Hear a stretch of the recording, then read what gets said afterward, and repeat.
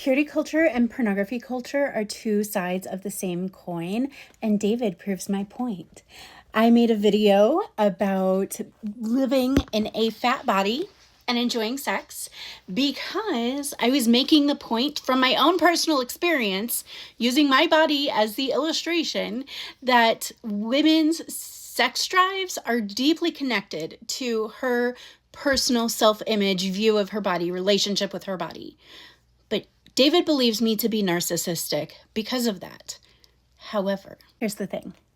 If I was young and skinny and talking about how a woman's self-image affects her libido, I would not be getting the same sort of response. Purity culture and pornography both commodify female sexuality for male consumption. And so because I don't look like what pornography says I should look like, I don't dress for the male gaze, I don't look like the majority of men want me to look.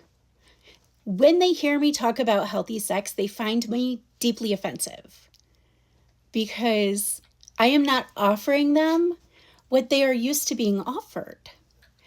I am not providing them with something that they can consume for their own pleasure, enjoyment, entitlement. And so when messaging gets out there that is not commodifying female sexuality, these men are deeply threatened.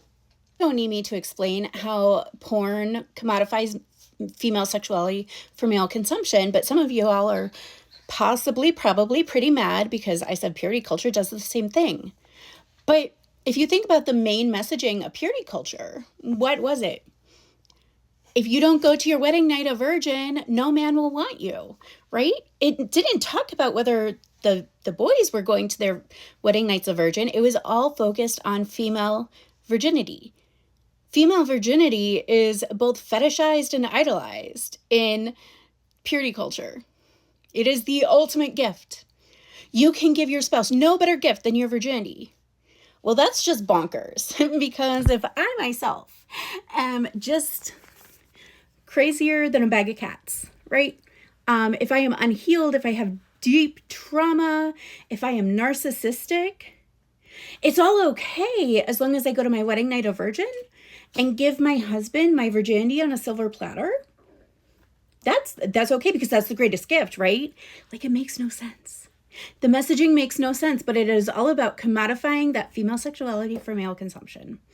So let's make sure that we are angering the unhealthy men and continuing to talk about what real healthy sexuality looks like, and hope that one day these men calm down enough to actually hear the messaging and learn to have healthy sex themselves.